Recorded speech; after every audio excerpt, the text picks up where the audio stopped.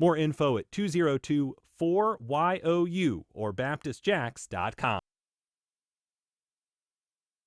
This is WJCT News 89.9 in Jacksonville. Ahead in the next 5 minutes, live local news for the First Coast from the WJCT News team.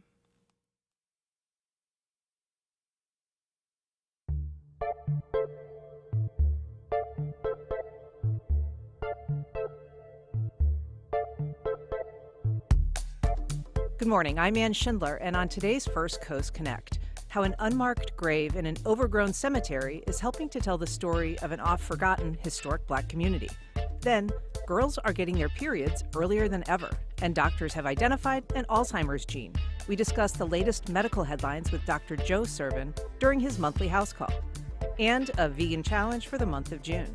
We'll tell you how you can get involved. Join the conversation. You can reach us on air at 904-549-2937. You can also email firstcoastconnect@wjct.org, or you can reach out via Facebook, Instagram, or X. And now you can watch our live stream every day on Facebook and YouTube. It's all ahead this hour after the day's news. Live from NPR News, I'm Corva Coleman. Cross-border fire has increased in recent weeks along the Israel-Lebanon border. Israel has completed military exercises to prepare for another possible war, as NPR's Daniel Estrin reports from Tel Aviv. Hezbollah and Lebanon fired at Israel at the start of the Gaza war, and the two sides have been waging a low-grade war ever since. Now, violence is increasing. Israeli warplanes bombed Hezbollah sites in Lebanon over the weekend, and recent rockets from Hezbollah sparked fires in Israeli-held territory. Israel says all branches of its military took part in exercises last week to prepare for a potential war along Israel's northern front with Lebanon. President Biden is urging a ceasefire deal in Gaza, which he says can lead to calm along the Israel-Lebanon border. But some Israeli officials are calling for a war, including the conservative education minister who says an Israeli offensive should push Hezbollah militants and Lebanese civilians further north away from Israel's border. Daniel Estrin, NPR News, Tel Aviv. The U.S. is putting pressure on Hamas as well as Israel to end the war in Gaza, raging for nearly 8 months. Last week, President Biden revealed the Israeli ceasefire proposal. Former President Donald Trump says he's, quote, okay if he gets jail time or home confinement for his criminal fraud convictions in New York State. But he told Fox News in an interview that aired yesterday his supporters could reach a, quote, breaking point. He didn't explain. NPR's Andrea Bernstein reports, meanwhile, Trump's lawyers are starting his appeal process. After the jury came back with the decision last week, the defense moved to set aside the verdict. Judge Merchan said firmly, that motion is denied, but they can file more post-trial motions. Judge Merchan gave them a deadline of June 13th, Thursday of next week, and prosecutors have 2 weeks after that to respond. That day, June 27th, is the day of the first presidential debate. NPR's Andrea Bernstein reporting. California firefighters are working to contain a blaze burning about 60 miles east of San Francisco. From member station KQED, Catherine Monahan reports the blaze broke out over the weekend and prompted evacuations. Travis Curtis is sitting in a gas station parking lot with other evacuees. It's the last stop before a roadblock, and on the other side is whatever remains of his parents' house. Now we're waiting to get the clearance to be able to go in and, basically rip off the Band-Aid and see how bad it is. But from what we've been told by other news crews who have seen the property, there's the foundation, and that is it. Police ordered over 200 households to evacuate Saturday. Curtis says his parents left with only their tortoise, 2 dogs, and a bag of clothes. They're hoping their insurance can arrange housing for them while they decide whether to rebuild. For NPR News, I'm Catherine Monahan in Tracy. This is NPR. 4 minutes after 9 o'clock, this is WJCT News 89.9, Jacksonville. The Jacksonville City Council just passed an ordinance that creates 3 new programs aimed at luring film and television productions. They'll provide financial incentives like rebates for production companies that hire local people or purchase goods from local businesses. It also offers grants for local filmmakers. In total, the cost to taxpayers is about $540,000. Other cities in Florida have similar incentive programs, and Mayor Donna Deegan says Jacksonville will now compete with them, according to the Jacksonville Daily Record. Jacksonville was once known as the winter film capital for the numerous film studios that operated here before it shifted over to Hollywood. Soon, the Jacksonville City Council will have its turn to look over parts of the $1.4 billion Everbank Stadium renovation deal between the city and the Jaguars. The agreement reached has the city paying for 55% of renovations and the Jags pitching in 45%. David Lattimore, who attended one of the 5 community huddles, told news partner News4Jax that he believes the agreement is a good one for the city. The Jaguars going to put in a little extra to help the city, and I feel like it's a good deal. It's a good deal for the building trades. It's a good deal. It's a win for everybody. And right now, the plan is for the city council to vote on the agreement by the end of this month. And if everything goes as planned, the renovated stadium would open by August of 2028. Support for NPR comes from NPR stations. Other contributors include Storyworth. Each week, Storyworth emails a loved one a question about their life. After a year, they'll publish family memories into a bound book to keep forever. Learn more at Storyworth.com.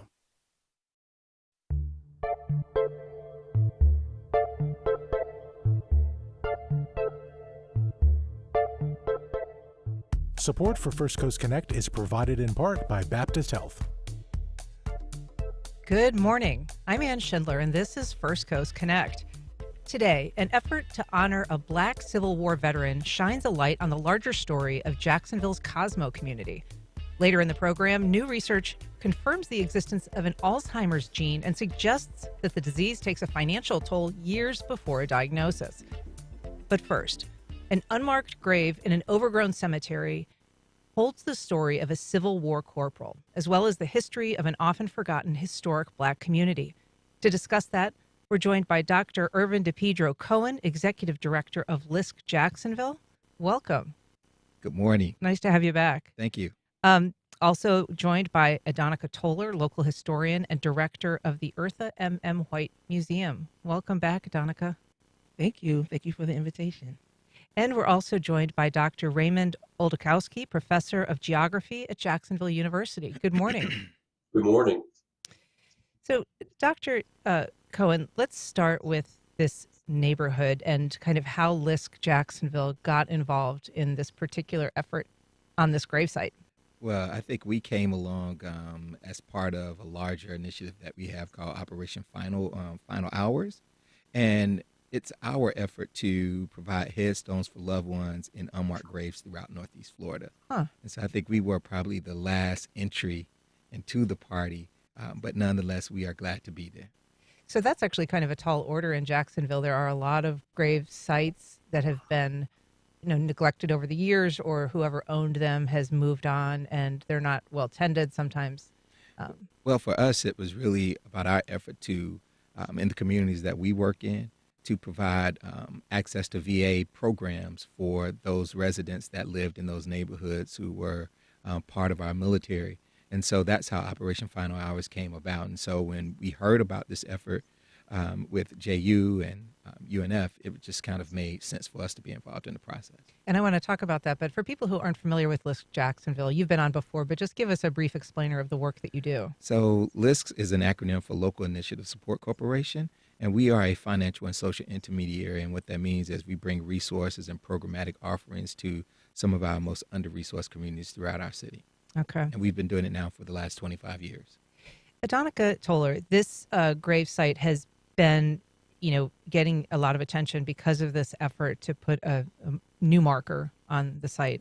But it has also helped bring attention to an area of Arlington that is not widely known sometimes for the historic Black communities really that were there. What was there prior to the modern day of, kind of the university and then the surrounding neighborhoods, suburbans? So actually, that area, people would be surprised to know, was owned by African Americans or former enslaved. And a big part of what is JU's property, one of the daughters of Anna Kingsley, that actually was her property. So that whole area and even further out, even further around, Anna Kingsley herself had property.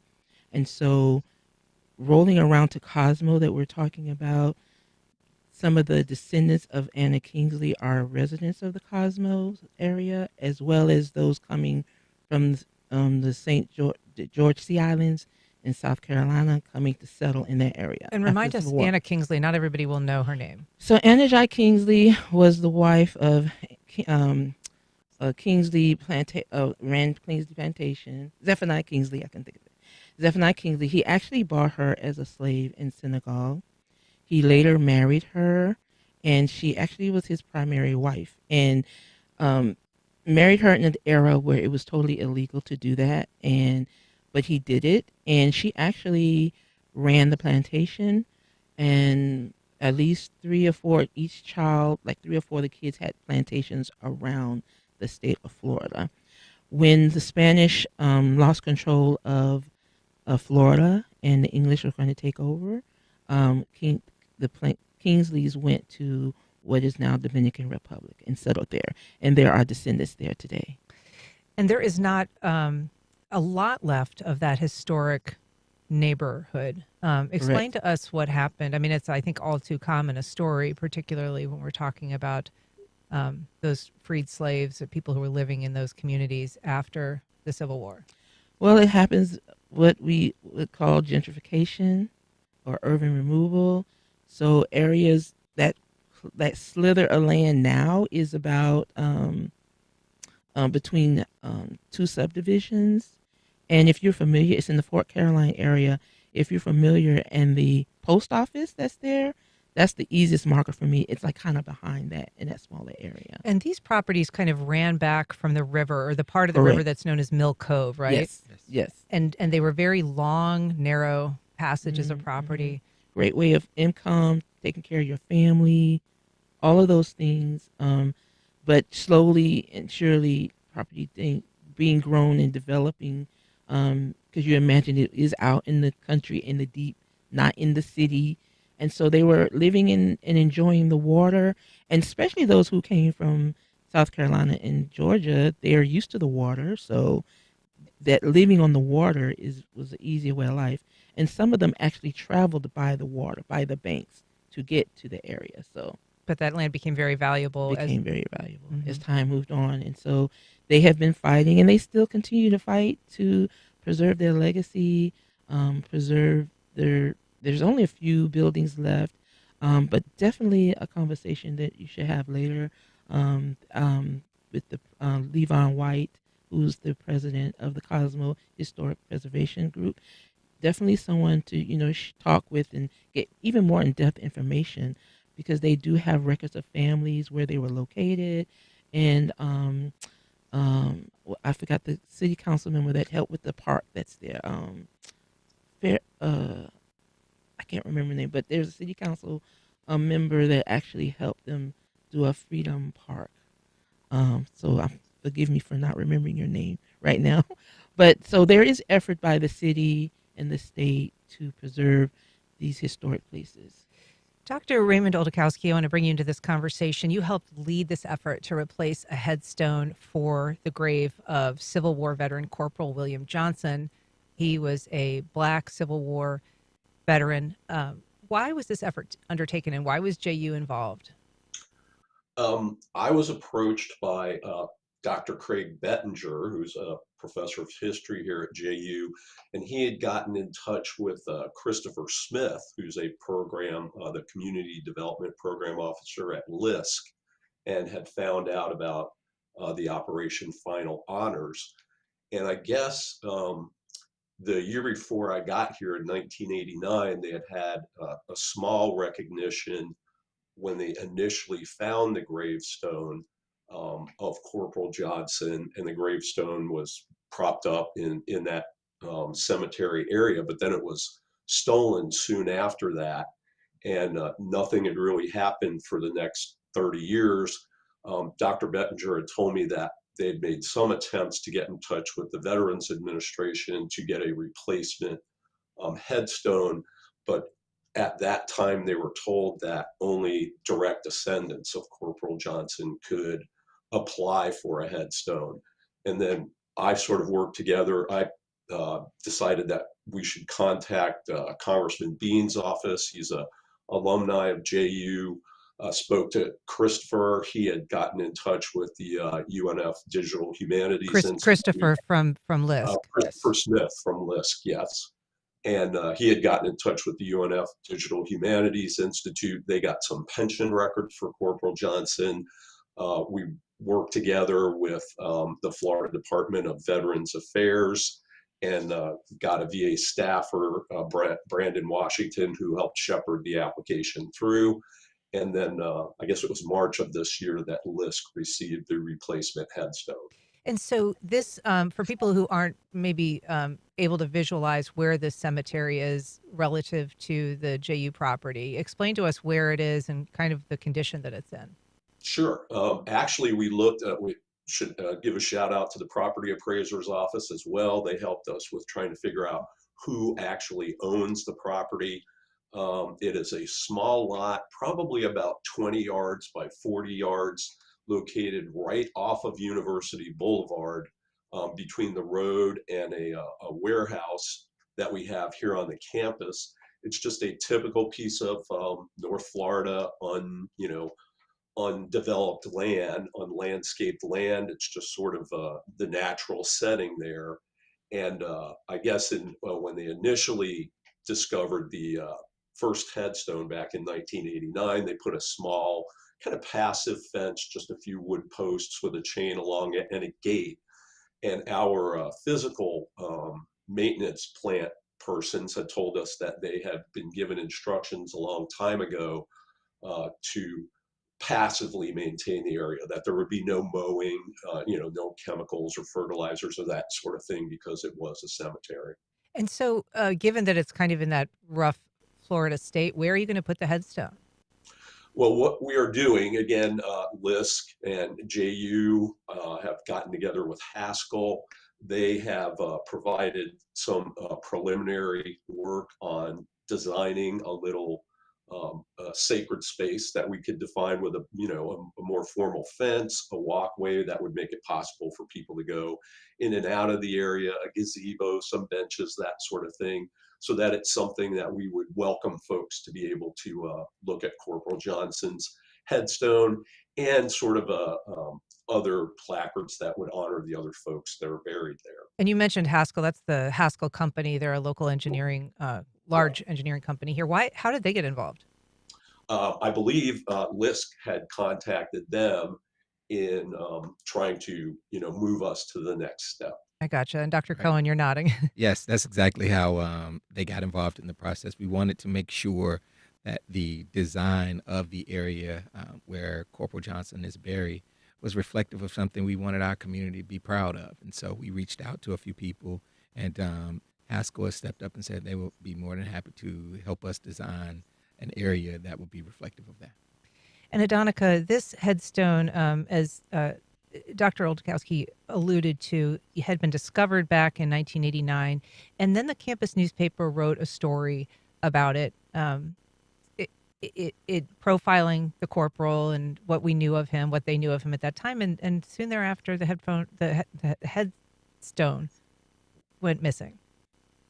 That's an all too common, I think, circumstance when you have, relics of the past, or perhaps even more recently. I think we can remember when a memorial in St. Johns County went missing soon after its dedication, commemorating a lynching that occurred there. Yeah, that's very interesting that someone would take it, but you're right. And when you think about what we think about cemeteries, they're sacred, and especially for someone like Corporal Johnson, who gave his life for freedom, what we talk about in the United States, that someone would take his marker and have no problem taking it. And I'm not sure why they would have done that. I mean, maybe they didn't want his memory to be reflective. And that's what's really important about cemeteries, especially African American cemeteries. There's history in those places. And as I looked in Corporal William Johnson's story a little bit, he very well may have known Lafayette White, who married Clara White, who is Eartha White's parents, or her parents. So it's very possible that there's a connection between those and they're a very important part of American history in preserving freedom that we so enjoy and that we so long to have here in this country. And that connection, you mentioned Clara White. She's obviously a well-known name for the Clara White mission, which her daughter named after her. But she was an instrumental figure in helping people who had recently left slavery Correct. to stay fed, really, and to Correct. stay housed. And her relationship with Lafayette White was that she later married. She later married him. Clara was a nurse and a cook in the Civil War, and she served the 33rd and the 34th, which is where Lafayette and Johnson were respectively. And after the war, she was a big figure in making sure veterans were settled, that they had a place to be. So I'm wondering, did she know him? Did she help settle him there? Or just did she keep in touch with him after the war? Did they go visit? So now my imagination is running wild, which also gives you context, and it gives you these were real people and not just some figure we're learning about. It's not just a marker. It represents a life and a community. So he was Corporal Johnson was in the 33rd Infantry, and Lafayette was in the 34th. Lafayette was and they moved together. When they went to battle. Gotcha. Well, if you're just joining us, we're talking about the history of the Cosmo neighborhood and efforts to restore a nearby African-American cemetery. You can join our conversation live on air by giving us a call at 904-549-2937. You can also email firstcoastconnect@wjct.org or reach out on social media. We have a call. Good morning, Stanley. Go ahead. Yeah, good morning to Ann and my good friend Pedro. Yes, great job. And to the rest of the guests, y'all doing a fantastic job. But when we talk about that area, especially over on this part of the United States, those are Gullah Geechee people. We've been here over 15,000 years. But we used to own all this property, especially when we talk about Jacksonville for a period of time. And Jacksonville only been around about 201 years. But African Americans have participated in the wars for over 200 years, and there's should be plenty market. No, I'm sorry, still moaning. I'm sorry, but there's plenty opportunity by the African American community that they need to put the history out there, because we have a vast history in Jacksonville. I'm talking about African American veterans. Thank you. I'm sorry. Thank you, Stanley. Appreciate it. Dr. Cohen. Yeah, go ahead. It's Yes. ironic because in preparing for this, what I found is that the 2021 statewide study conducted by the Task Force on Abandoned African American Cemeteries suggested that 30 to 40% of the cemeteries that primarily housed African American deceased were unmarked. And so that really led us to really start this body of work. And then I think secondly, and just as important, is this notion of history. It's important to tell history in an unadulterated, unsanitized way. It may not be nice, it may not be pleasant, but it's still nonetheless our history. And that's why it's important for us to tell the story in a way that sometimes, quite frankly, will make some people feel uncomfortable. Sure. Yeah. It's an uncomfortable history. Dr. Cohen, you also do something at LISC that's called not placemaking, but creative placekeeping. Right. Explain to us what that is and how this this area ties into that effort. For us, creative placekeeping recognizes the history of the place that we're going into. I'm not necessarily a big fan of this idea of creative placemaking because it assumes that you're going in to make something that wasn't there. And so what we've done is we've approached this work recognizing the history and all of the things that were in existence before we got there. We are just there to really, I always say put some earrings on the situation and maybe put some makeup on the situation. But we're not there to disrupt the history of what's already happened in those communities. And so we've approached our work as part of our larger strategic plan is creative placekeeping as very essential. And what this body of work recognizes what this area had a history. We are there to find out what that history is and then accentuate what's already on the ground. Can you talk about some other communities where LISC has been doing that kind of work and what we can see from it? Sure. I mean, if you go into any of the LISC-supported neighborhoods north of our city, creative placekeeping is what we really lean into. The area along the Reba River, that's creative placekeeping. Again, and this work of finding Corporal Johnson's gravesite really allows us to lean into our work around heirs property. As we go into neighborhoods and we find out there are veterans that are living in these communities and their families don't necessarily have access or know that they have access to VA programs, it allows us to do that work. And we do it in a way that recognizes the almost sanctity of what's happening on the ground and recognizing the indigenous people to those communities and how do we support them with the work that we're doing. Our home repair, our heirs property work, Project Boots, all of those things recognizes that there are communities that are already intact, and how do we support people on the ground. Dr. Oldakowski, I want to ask, since there was a prior headstone that was, at this grave site that was removed or stolen, what is the plan to make sure that that doesn't happen in this case and that it's protected? Yeah, that's a good question. Number one, when we had the ceremony a few weeks ago or last week, we brought the headstone to a central community area, River House on JU's campus to display it. We did not put it in the cemetery area, but it is solid granite. It is very heavy and would obviously be anchored into the ground. And I would suspect we have not made any sorts of plans yet with our security office here at JU, but the area would be patrolled and lit and that sort of thing as well. But as you mentioned, it's something to be concerned about because, like we said, it's right off of University Boulevard.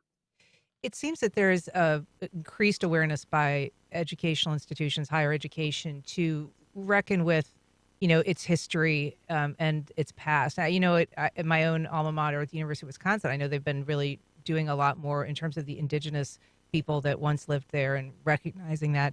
Is there any sense that JU, larger than just this cemetery, is looking at the history of the property and where it came from, who it belonged to, along the river there in that stretch that we're discussing? Yes, our DEI office has already put out statements about the land ownership of the area before the university came here. There are Native American burial grounds that are on the campus areas as well. The Delius House is part of JU's infrastructure, so it's part of our campus history as well. And we do try to get the students involved in all of these activities so that they're aware of the fact that this land has not been Jacksonville University. Actually, just for the last 90 years is how long we've been here, and there's a long history before it. Right. And you mentioned your DEI office. We should point out JU is a private institution. It's why it's allowed to have a DEI office while state schools no longer are. But that sort of speaks to what Dr. Cohen was saying in terms of, learning about this history at Donica and recognizing even painful parts of it. Correct. And the painful brings out the good as well. And so, but it's very important that we know our history. It's very important to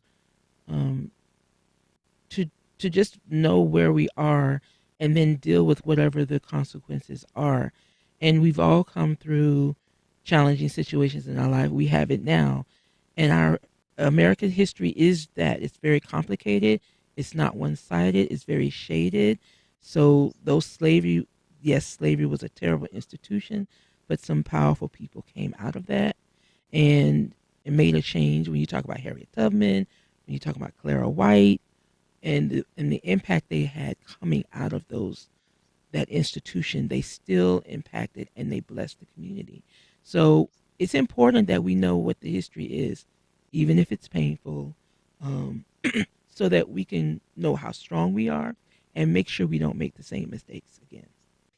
Dr. Olkowski, it seemed like there was an interesting parallel that you all drew between the work that JU and its partners in this case formed to try to get this new headstone and what had happened initially when 130 years ago there was kind of a group effort to get a headstone for Corporal Johnson. Can you tell us about that I parallel? wish I could. That is more Dr. Bettinger's area of expertise. So, as a matter of fact, that's what he spoke about when he gave a few remarks at the ceremony last time, how it was a community effort. I guess Corporal Johnson and his wife both needed assistance in filling out the paperwork and being able to actually get his veterans benefits and then to obtain the headstone back in the 1800s. Dr. Cohen, why is it important that this be a group effort in this case? Well, I think it's because it's bigger than one organization. And I think that, that's how we truly stand in as a community and do this thing collectively. I don't think this work is reflective of one organization. And I think this is a perfect example of how we move humanity forward when we all join together and don't place this burden on one entity to get done. And so I'm very happy to have, my organization work with JU. I'm happy to have my organization work with UNF to advance this cause forward. And how important is it to have somebody like Representative, having Aaron Bean participate in this as a lawmaker? Do you think that kind of furthers the discussion with a legislature that has been, hot and cold when it comes to issues of teaching certainly Black history in this state? Well, I think it says that the work that we're doing is not necessarily political. And I think it shows that we have the capacity to see beyond any political differences to advance a larger cause forward. And so it also suggests to me that, not only were there, white soldiers during the Civil War, but there were Black soldiers as well. And so Corporal Johnson's is a perfect example of his story coming to light, and Congressman Bean's support of us helping to get the gravestone says that the issue is bigger than politics, and there are still those things that in our society we can have civil discussions around. There's still those things in our society that we can all collectively wrap our arms around to advance the cause forward. And I'm very, very, very happy that Representative Bean leaned in to help us get this done. Well, I'd like to thank all of you for being here. Dr. Raymond Oldakowski, Dr. Pedro Cohen, Adonica Toller. A good conversation. I appreciate all of your insights. All right, thank you. Thank you. And we'll be back in just a minute with our own Dr. Joe Servin. We're going to be talking about some new discoveries on the outs out there, and that is the early age that girls are reaching puberty. There was just a study about this. Yeah, that's right, Ann. There was a study just published in the Journal of American Medical Association where they looked at two factors, 70,000 individuals, so it's a huge study, that were born between 1950 to 2005, and they tracked the age of their first menstrual period, and then also the timing to when that menstrual cycle became regular. What they found is that over the decades, the timing to the first menstrual cycle has come down to roughly 11 years. Now, it's not a huge difference. It's 12.5 or something along those lines was the average age when they tracked it back in 1960. But this is like one of the first few huge studies to show that this has now lowered to age 11. And that's the average. That means that there are ages even below age 11 that you may find that they are seeing the first menstrual cycle and a regular menstrual cycle. And that's an indicator of a whole host of things. In fact, the accompanying editorial pointed out that there's a lot of things that this could show us. So I think anecdotally, as parents, we hear this from our friends, parents of other kids. It does happen seemingly much, much younger. Parents are very often not prepared for it. This study found kids as young as 9, second graders. It's amazing. The answer is yes. So when people say that can't happen, it very much is. And that's the big question is why? The assumption, and that doesn't mean they proved it, their guess is that this is more related to nutrition, weight, being overweight, which then opens up the door to more chronic diseases and things of that sort. And there's some correlation between body mass and almost like kind of the ability to make children is somehow conditioned or predicated on a certain amount of weight. Exactly. If you are overweight, sometimes then your body can produce hormones that can begin to almost mimic or trigger sex hormones.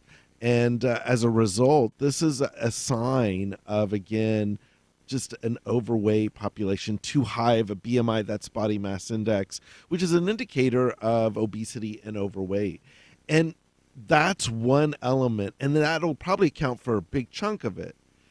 Then the rest of it is the question, is this environment, toxins, we can go from plastics, chemicals, you name it. And are they also kind of creating a little bit of hara-kiri here? But to parents out there, if they are the parents of a little girl or something along those lines, and they find that their menstrual cycle is occurring, that's important to get it checked out earlier than they thought.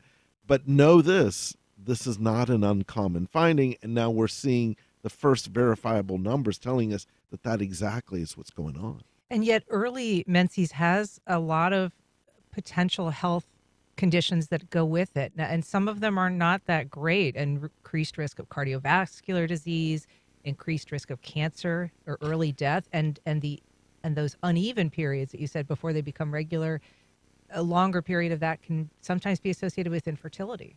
Yeah, so this is that's the other fascinating part of this, is the fact that this could be a marker of just a population health overall, because exactly what you just said is that the younger the age that someone achieves menstrual cycle, that means that is more correlated to those chronic diseases, the ones that you just mentioned. Curiously, they find that the older you are to reach menstrual cycle, because there are some countries that have that's more representative of undernutrition and higher correlation to infectious diseases. Oh. And so this opens up this interesting door that should this be one of those report card things that we should be looking at? I mean, it made news because it's the first study of its kind for this large number, but maybe this is something that should be tracked all the time. Another thing that they flagged in this study was just the early sexualization of kids, and that's a problem that comes with an early puberty, doesn't it? Absolutely. Yeah. We talk so much about all the issues that occur in preteens, and now if there's this extra added element of a younger age of menstrual cycle, that does open up that whole doorway of concern, earlier sex education. I mean, these are potential, sadly, in some of these young girls, targets for those that could take advantage of this. And that's something that we kind of have to be mindful about with this. Sure. Well, if you're just joining us, we're talking about the latest medical headlines with our in-house doctor, Dr. Joe Servin, of What's Health Got to Do with It? And he's also taking your calls or your questions. You can reach us at 904-549-2937. You can also email us at firstcoastconnect@wjct.org. So I want to move on now. Let's talk about Alzheimer's, because there's a couple of really big headlines on this front. The first is the discovery of an Alzheimer's gene. Yeah, so this gene has been known for a while. What these folks that in this newest study published in the journal Nature Medicine, they had 500 patients, and they found that people who had inherited 2 copies of a very specific gene called ApoE4 had this they almost all had they all ended up with the disease if you had both copies of this gene. What that means is that for a big chunk of patients, that goes from not just being a risk factor, which is how it's classified now, but that they argue could be a sign of a cause, a genetic cause. That would account for about 15 to 20% roughly of all Alzheimer's patients. So it's not everybody, but it does open up the door if it's a gene, and you know how easy it is to get a genetic test. Yeah. Should you and would you? Well, let me ask. So the people who have both of these genes, you say, compose about 15 to 20% of the overall Alzheimer's population, but people with both genes are pretty much going to get Alzheimer's? Here was the only problem with the study is that that element varies per your ethnicity and race. We know that in African Americans, both copies of the studies gives you a huge risk, and in this study, they found that all of those patients did, but not in other groups because it varies from ethnicity to ethnicity. It may markedly increase your risk, but it does not necessarily mean that it will occur. But in the study, they found everyone who had both copies did have it. So is this gene the kind of thing that a 23andMe, home genetic testing type thing can pick up? I knew you were going to ask that because I know people give that away as a holiday gift, and I'm always stunned by that. But nonetheless, yes, this is the type of thing. ApoE4 is not a difficult gene to detect.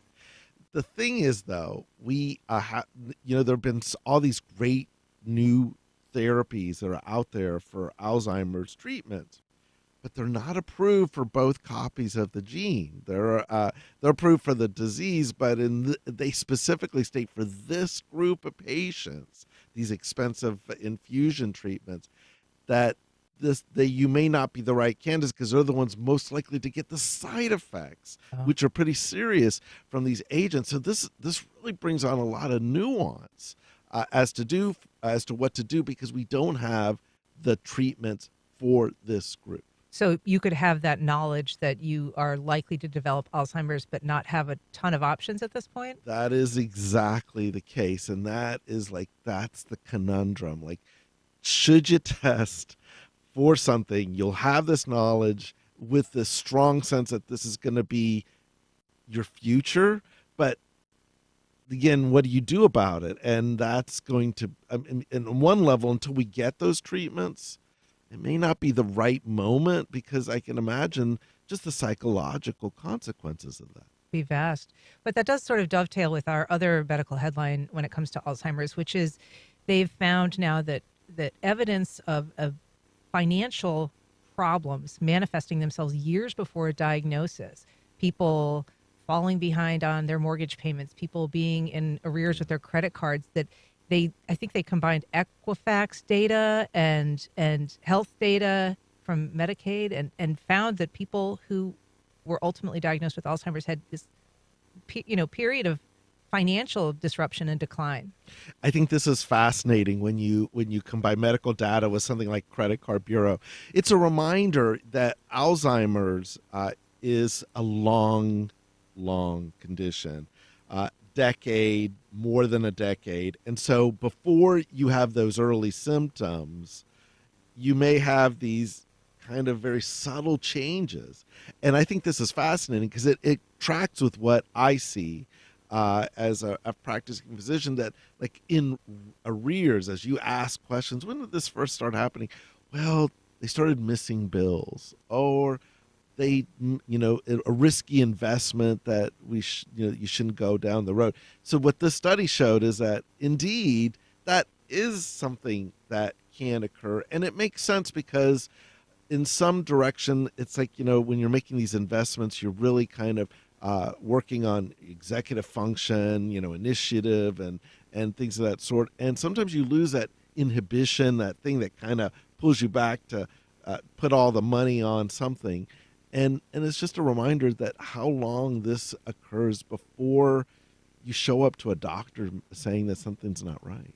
And so I think in keeping with what you're saying, they also found some evidence that, people with this early indicator might be more subject to fraud or manipulation or exploitation.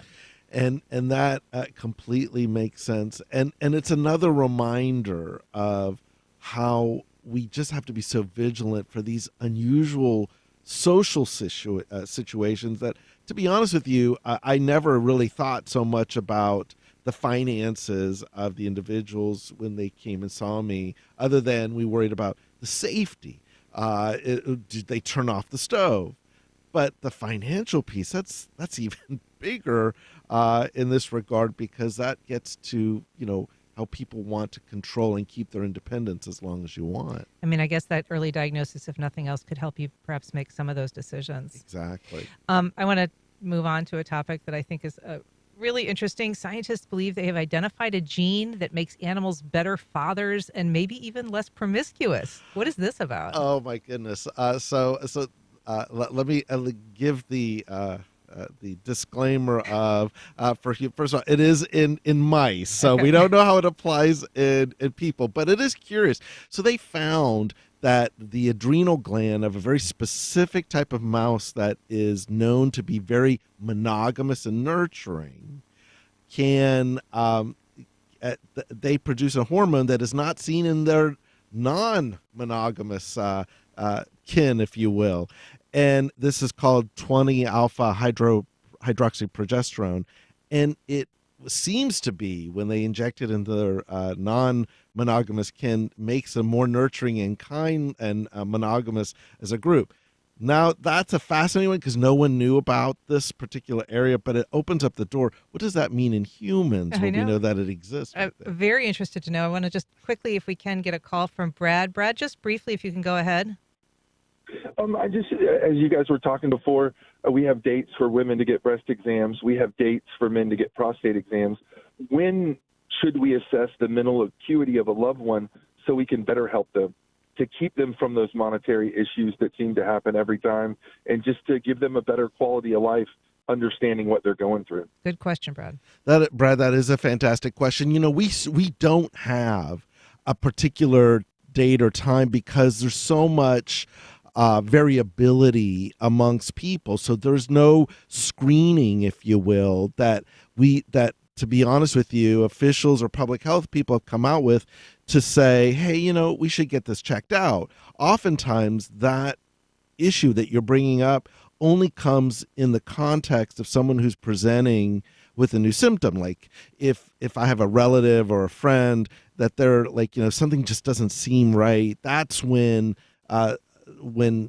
people get checked out. We still don't have a good screening time for, in essence, a brain health mindset. And that's something that we do have to figure out. Your point is right on target. We don't do that. The only group of people that we do things like that for are pilots because of how important they are to public safety. Well, Dr. Joe, thank you so much for being here. We love talking all the medical news with you once a month. Thanks for being. And it's always a pleasure. Can't wait till next month. Same here. And up next, an easy way to reduce your carbon footprint, one bite at a time.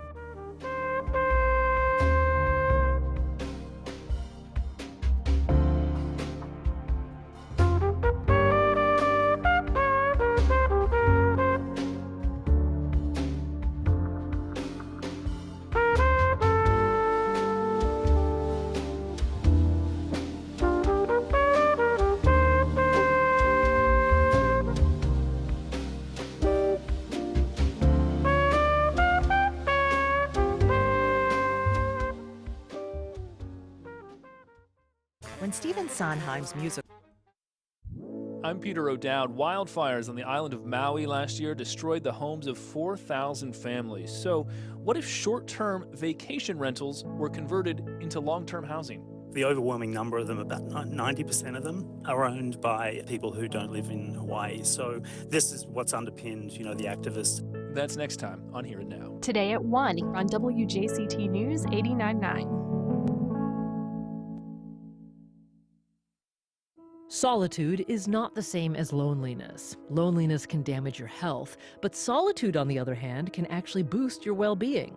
We enjoy each other's company, and social interaction can bring us so much joy. But we also need time for solitude to recover, to switch off.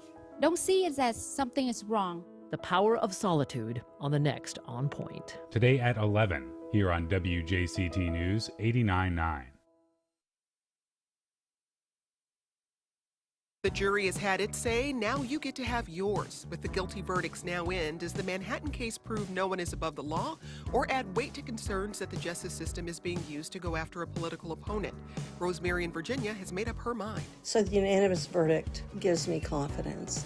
And frankly, I cannot understand why anyone would vote for a convicted criminal. That's next time on 1A. Today, starting at 10 on WJCT News 89.9.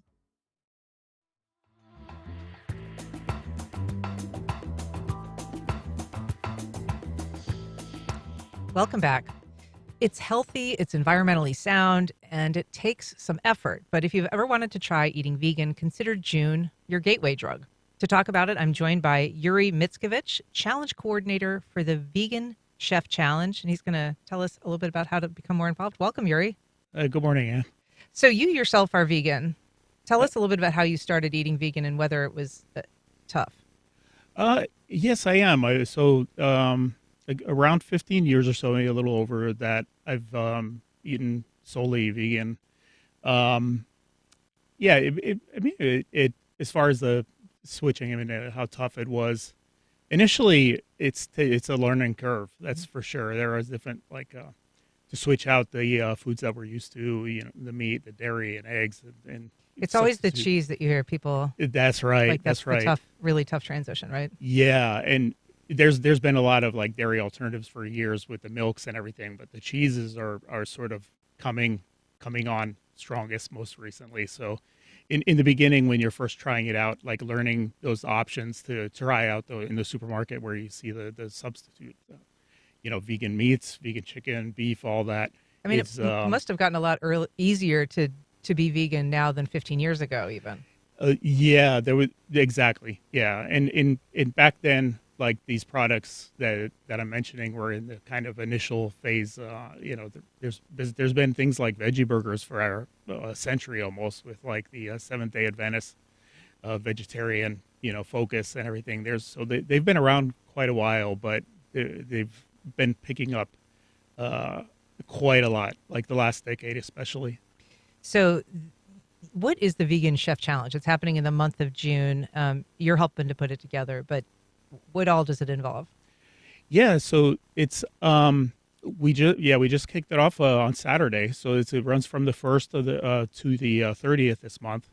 So it's as part of Vegan Outreach, the nonprofit that is sponsoring it that I'm with. It's one of our projects that we do as a nonprofit. Our aim is to end violence towards animals. It also has the benefits, as you mentioned at the beginning, the environmental and the health, the really strong health benefits that are with it. So with all of these things in mind, it's kind of something that we're doing across the country. We had these in 30 cities last year. So it's definitely, a popular campaign that we do. Here in Jacksonville this time, we have a dozen restaurants that are in the challenge. So the website that we have up is where you can see what locations you can go to try eating vegan. On our website you can see where to find them, their website, and also the special menu that they've created, which is how the event works. So the chefs that we're working with at these restaurants are doing new vegan dishes that they don't have and they haven't been doing until now. So it's a great opportunity for folks that are interested to try eating vegan to go out and try something special this month. And these are not necessarily vegan restaurants. They're restaurants that are going to incorporate at least some choices that are vegan. Right. The majority of them, I believe 9 out of the 12 are not vegan establishments. They're not vegan businesses. So it is something a lot of, food restaurants and things are noticing that is, catching on. They're getting a lot more requests for, vegan food. So they may have a couple of vegan options that they have regularly that they do, but they taking part in the event with us to try to expand that and try some new things out, and like you said, and get some more vegan plant-based customers interested that'll come in and give it a shot. I mean, I guess that's the chef challenge part, right? Is to have them kind of come along in their discovery of ways to present and prepare vegan foods and maybe get them on the menu permanently. Right. That's sort of with the project. That is like one of our main goals, to help them, in doing that. It's a good opportunity for them to like give it a try, and then with the vegan challenge, to have it promoted, and to get the whole city to hear about it, and to give it a shot. And so that's for the chefs that are taking part. That's like a big part of it. And we mentioned things like the carbon footprint, which has been shown that meat eating definitely contributes to an enormous amount of carbon emission. But we shouldn't minimize, as you say, the condition of animals and the way that they're treated, particularly on large farms. But that's a conversation that's been evolving. It does seem like there's some progress. Yeah, that's right. More and more people are, finding out about veganism, like all different, channels, like groups like ours that do outreach. But, you also have so many new documentaries on channels like Netflix and Amazon, that have like all kind of things that you can look into to learn about it. And the animal side of it is something that like it is, like when people do sort of get that idea and think more about it, is like, a little bit shocking at first, because you didn't maybe consider that. Myself, I grew up on a farm, so I did have like an early introduction to that. But it is an issue. I'm really thankful that people are looking at it, because individually it is like a way that we can all sort of reduce what's happening to animals as part of the industry. Well, Yuri Mitskovich, thank you so much for being here. Appreciate the description of the Chef Challenge. Yeah, definitely. Thank you so much for the invite. And that's our program. We encourage your feedback and suggestions, and you can send either to First Coast Connect at WJCT.org. Join us tomorrow when we talk about the civil rights protest in St. Augustine that led to the largest mass arrest of rabbis in American history. I'm Ann Schindler. You've been listening to First Coast Connect on WJCT News 89.9.